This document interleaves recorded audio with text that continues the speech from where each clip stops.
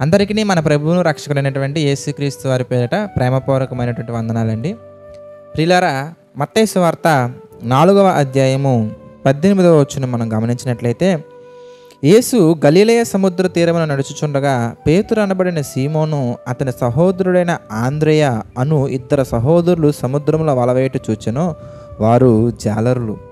ఆయన, నా వెంబడి రండి, నేను మిమ్మల్ని మనుష్యులను పట్టు జాలరులుగా చేతునని వారితో చెప్పాను. వెంటనే వారు తమ వలలు విడిచిపెట్టి ఆయనను వెంబడించరే. ప్రియులారా, యేసుక్రీస్తు వారు ఒక మనిషి జీవితంలోకి రాకమునుపు వారి స్థితి చాలా చిన్నదిగా ఉన్నట్టుగా మనం గమనించవచ్చండి.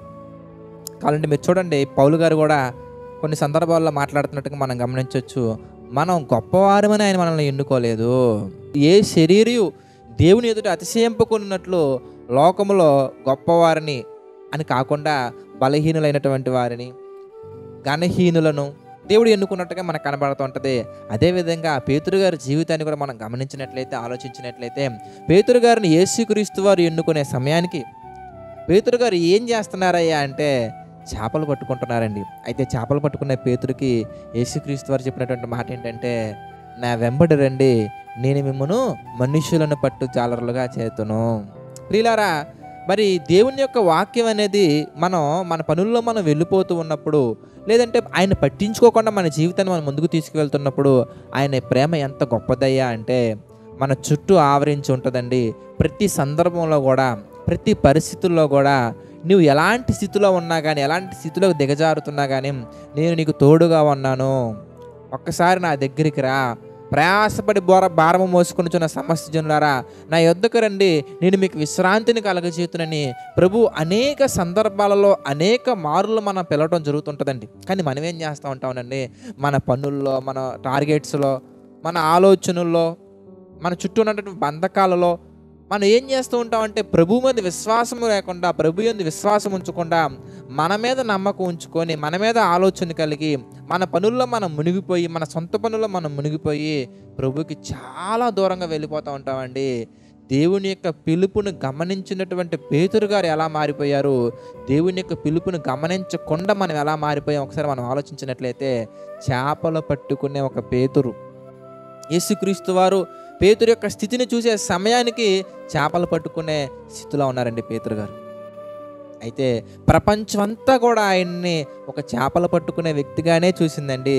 ప్రభువు మాత్రం ఆయన్ని దేశాలకు సువార్త ప్రకటించే ఒక గొప్ప యోధునిగా చూశారు. దావీదు గారిని అనేక మంది ఎలా చూశారయ్యా అంటే గొర్రెలు కాచుకునేవాడిగానే చూశారండి. దేవుడు మాత్రం ఎలా చూశారయ్యా అంటే ఇశ్రాయేలు రాజ్యానికి మహారాజుగా చూశారు. యోసేపు గారిని చాలామంది బానిసగానే చూశారండి. దేవుడు మాత్రం ఈజిప్ట్ కంట్రీకే ఒక గొప్ప అధిపతిగా చూశారు. ఈ దినాన నిన్ను నన్ను చాలామంది లోకం అంతా ఎలా చూస్తుందయ్యా అంటే లో లెవెల్లోనే చూస్తుంది. మనమేం చేస్తామంటే మనం చేసే పెద్ద పొరపాటు ఏంటంటే వాళ్ళ దగ్గరికి వెళ్ళి సలహాలు అడుగుతూ ఉంటామండి. ఇది ఏం చేయాలండి, ఇదేం చేయాలండి, ఇదేం చేయాలండి అని చెప్పి. ఇలారా, నీ పట్ల వాళ్ళకి ఉన్నతమైనటువంటి ఆలోచనలు ఏమీ లేవు. నీ వెళ్ళి వాళ్ళని అడుగుతున్నావు. లో లెవెల్ థింకింగ్లో ఉన్నటువంటి వాళ్ళ దగ్గరికి వెళ్ళి నువ్వు తీసుకునే ఐడియాస్ అనేవి లో లెవెల్లోనే ఉంటాయి.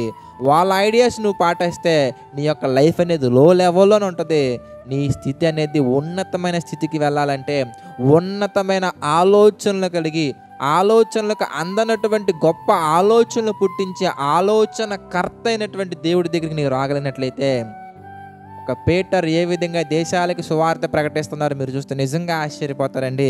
పేతురు గారు రాసిన మొదటి పత్రిక 1వ అధ్యాయం మనం చూస్తే, యేసుక్రీస్తు అపోస్తులుడైన పేతురు తండ్రి అయిన దేవుని భవిష్యత్ జ్ఞానమును బట్టి ఆత్మ వలన పరిశుద్ధత పొందిన వారి విధేయులగుటకు యేసుక్రీస్తు రక్తము వలన ప్రోక్షింపబడుటకు ఏర్పరచబడిన వారికి, అనగా పొంతు, గలతియా, కప్పదొకియా, ఆసియా, బితునియా అను దేశముల యందు చెదిరిన వారిలో చేరిన యాత్రికులకు శుభమని చెప్పి రాయినది, మీకు కృపయు సమాధానమును విస్తరిలునుగాక.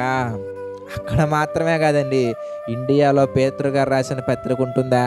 ఉంటుందండి. ఇజ్రాయేల్లో పేతురు గారు రాసిన పత్రిక ఉంటుందా? ఉంటుందండి. ఇంగ్లాండ్లో పేతురు గారు రాసిన పత్రిక ఉంటుందా?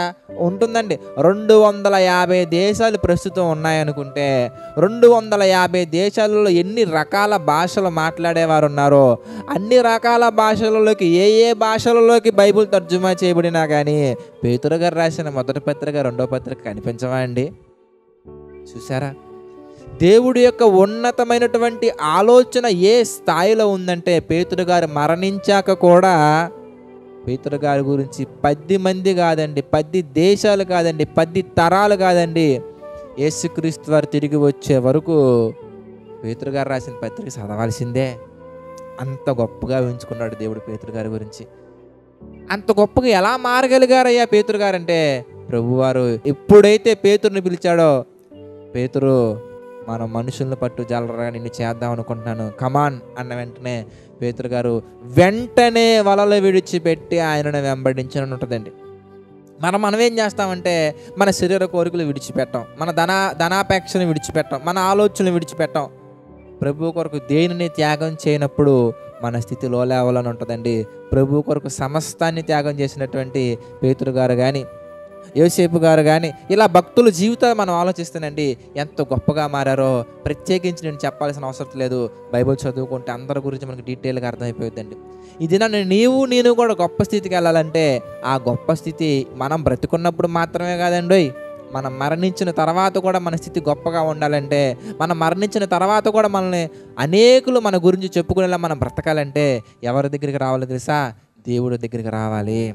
అలాగనే జీవపు డంబం కలిగి దేవుడి దగ్గరికి రావటం కాదండి, మన స్థితి అనగా హృదయపు స్థితి మారాలి అంటే, మన యొక్క జీవితం నూతన పరచబడాలి అంటే, మన యొక్క కుటుంబం కట్టబడాలంటే, మనందరం ఆత్మీయంగా బలపడాలంటే one and only solution Jesus Christ. కనుక ప్రభు దగ్గర మనం రాగలిగినట్లయితే మన జీవితం నెమ్మదిగా ప్రశాంతంగా శాంతి సమాధానాలతో నిండుకున్నదిగా మారుతుంది. కనుక ప్రతి ఒక్కరూ కూడా ఏం చేయాలంటేనండి గొప్ప వారుగా మారాలంటే గొప్పవాడైన యేసుక్రీస్తు వారిని వెంబడించాలి. ప్రార్థన చేసుకుందామండి. ప్రేమగల తండ్రి, దయగల దేవ, కృతజ్ఞతాస్తుతులు చెల్లించుకుంటున్నాం తండ్రి. మమ్మల్ని దీవించండి, ఆశీర్వదించండి ప్రభా. ఆర్థిక ఆరోగ్య మానసిక సమస్యల్లో కృంగిన ప్రతి ఒక్కరికి తండ్రి మీ కృపతోడుగా ఉంచి నడిపించండి, సహాయం చేయండి, మీ చిత్త ప్రకారంగా ఆశీర్వదించండి తండ్రి. ఏది ఏమైనప్పటికీ మీ యొక్క ఆలోచనలో ప్రభా అందరం బలపడినట్లుగా స్థిరపడినట్లుగా ఈ డైలీ డివోషన్ ద్వారా మాకు అనేకమైన విషయాలు తెలియజేస్తున్నందుకు కృతజ్ఞతాస్తుతులు చెల్లించుకుంటున్నాం తండ్రి. ప్రభా తండ్రి, ఈ డైలీ డివోషన్ మేకింగ్లో ఎంతమంది అయితే సహకారంగా నిలబడుతున్నారో వారందరినీ జ్ఞాపకం చేసుకుని దీవించండి, ఆశీర్వదించండి తండ్రి. నమ్మకంగా యథార్థంగా మీ యొక్క పరిచర్య చేస్తున్న ప్రతి ఒక్కరిని ప్రభావ మీరు పేరున జ్ఞాపకం చేసుకోండి. ప్రతి ఒక్కరికి మీ కృపతోడుగా ఉంచి నడిపించండి, సహాయం చేయండి తండ్రి. సమస్త మహిమ ఘనత ప్రభావాలు మీకే చెల్లించుకుంటూ ప్రతిదీ మీ చిత్త ప్రకారంగా మా అందరి జీవితంలో జరిగించమని వేడుకుంటూ మా ప్రభువును రక్షకుడైన యేసుక్రీస్తు వారి పేరిట ఈ ప్రార్థన అడిగి వేడుకుంటున్నాము తండ్రి. ఆమెన్. అందరికీ వందనాలండి. God bless you all.